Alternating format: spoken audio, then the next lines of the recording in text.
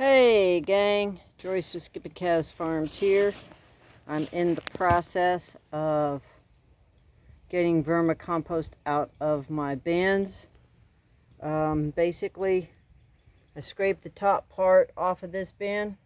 As usual, I forgot to start the camera. I was too busy taking care of stuff. So I just scraped this.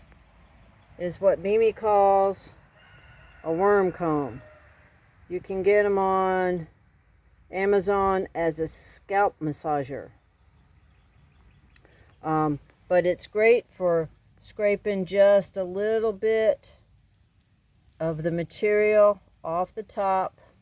That's essentially what I did, because worms don't like light. So you scrape a little off the top, and you scrape a little off the top, then you kind of, this is what I did anyway. I just scooped it up like this and plopped it in the bucket. That's a 5-gallon bucket that's about half full with vermicompost from 2 bus tub bins. Now, what you saw when I first started the video is all the worms that were left just in the bottom little bit. So that's what I'm doing now. I'm going to take, try and be careful so I don't hurt anybody. The idea is to slide all of this over and take the worms, well, or at least the stuff, with it. Okay. If I leave some worms and a little bit of compost on this end, it's no big deal, because I'll show you why here in just a second, or a minute. So the idea is to get all the vermicompost over to the other end. And might be a little harder with this one, because this is a big filter full of coffee and some worm chow on top. And if you look underneath, that's wall-to-wall worms. So I don't want the coffee on the vermicompost side. I want the coffee that's going to be on the new bedding side. Here, let me show you what I'm talking about. I already finished up with one bin. So this is the old vermicompost. It got pushed over to the side, and that's plumb full of worms. Now I tore a bunch of cardboard up and soaked it in water, and that's what you see over here. It's been draining, so it's really wet, but it's not dripping wet. Okay, so that'll give me the proper moisture. Then over here, I went into my compost bin, and I got some compost. I got some aged sheep manure, and I got some mushroom compost. And I'll be mixing this with that to give that. And then over a period of a day or two, the idea is all of your worms will move from this side, because it's vermicast. It's just earthworm poop. There's no food there. So they're going to come over here for the food. And I just recently made a new batch of worm chow. So I'll sprinkle worm chow on the top of this as I take it back inside, because they live in the semi. And so what I have to do with this one is essentially the same thing. It's kind of hard to do with one hand, but the idea is to get as much of the vermicompost as you can piled up. Now look at that. That's just wall-to-wall earthworms. Because I slowly scraped them down because they don't like light to the bottom. So now I'm just going to kind of, as gently as I can, get all the goopy vermicompost from this end down to the other end.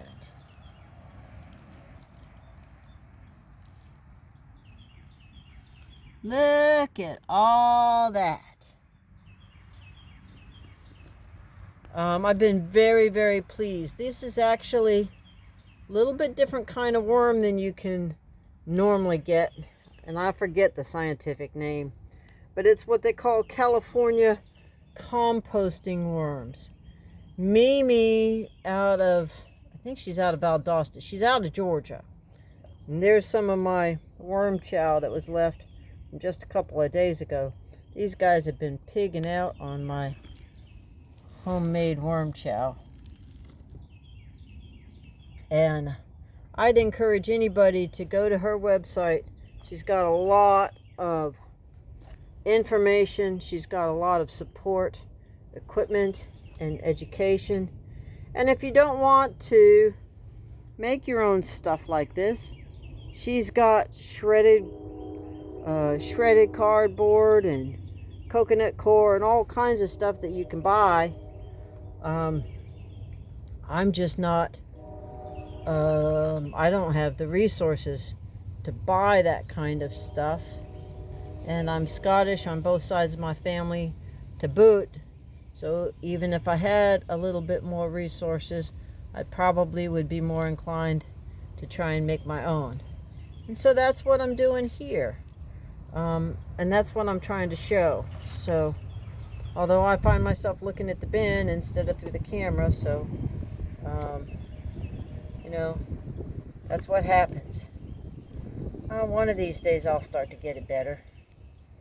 But, so essentially, what I'm doing now is I'm moving the worms out of the way. I could probably leave them and a little bit of compost on this side, but I want to be able to have as much new bedding as I can, because you know, the more bedding there is, the longer it lasts and the less often you have to do it. But there's a bunch of worms in this bin. I was encouraged at one point in time to take them out and count them. Well, I'm not so sure I'm going to do that because I'm not really into raising worms. I just want lots of worm poop. So these guys are probably a little bit more overcrowded than they should be. Not probably. They are. But let me see if I can do something here. See if I can put the phone down. That's not going to work. What can I do? Well, I can try and do it one-handed. That's what I'll do. I'll just try and do it one-handed. So, let me come over here. This is soggy cardboard. I cut it up into smallish pieces. Now this is still pretty wet. Look, I can squeeze that and get a bunch of water out of it. So I'm squeezing a little bit of that water into my compost because it's pretty dry. And that's one of the reasons why I left the cardboard so wet. Now it's not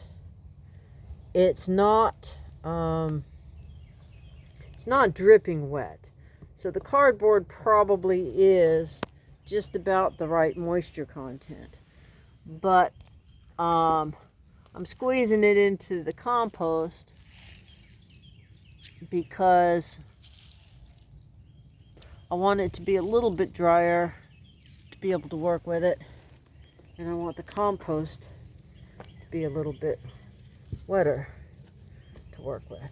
So basically, I'm going to put you on hold for a minute while I continue separating this, and then I'll show you what I'm going to do.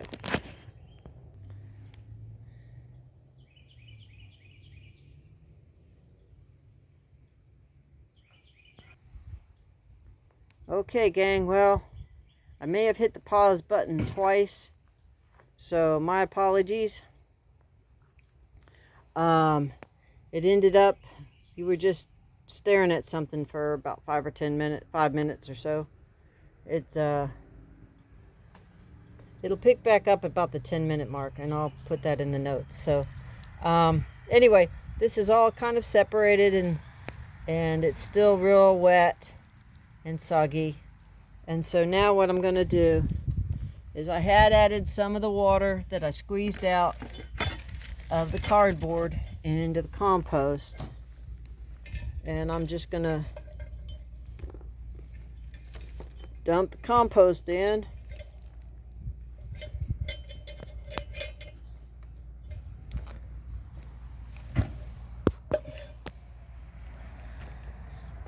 Just dump it in and just mix the two together.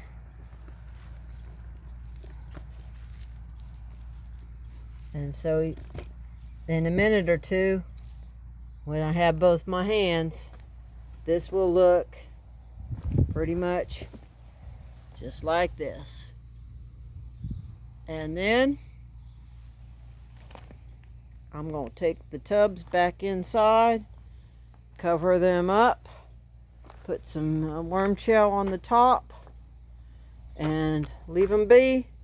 And then over the next day or two, all of those worms that you see in here, they don't want to stay in their own poop. They want food. So they're going to migrate over to this side. So everything you wanted to know about earthworms, well, I don't know everything. But I do know, Mimi knows a lot, and this is what she taught me. This is the first time I'm doing it.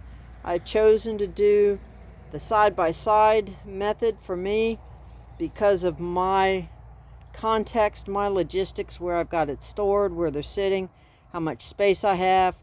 I just decided it would be easier for me to kind of combine a couple of things. Number one, earthworms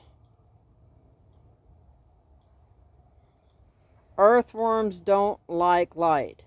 So I slowly scraped off the top, probably the first top 1.5 to 2 inches, a little bit at a time, maybe taking 3 to 5 minutes. And that's what ended up in this bucket from these 2 tubs. And you saw how many worms are in there, so that's a good thing. So now we're going to add and mix up the compost and the manure in with the cardboard bedding. Earthworms love nematodes and bacteria and microbes, fungi. That's what they eat. They don't actually have mouths. So eventually they will take the cardboard and consume it and turn it into compost as well. But really, they're not eating the cardboard, they're eating the microbes that are on the cardboard. And they're inoculating it with really, really good biology. So this compost has got really good biology. It's got a few worms in it. I'm going to be transplanting a bunch of plants in the next few days. And I'll be keeping this compost with me while I'm doing the transplanting and adding that in as I transplant my little seedlings so they get the best possible start. So with that, gang, here we go. We're going to mix this up a little bit. Going to wash my hands, and then off they go back to where they came from. That's where they came from. So with that, gang, I will wish you blessings for the day, and whatever you do, just keep chasing the dream.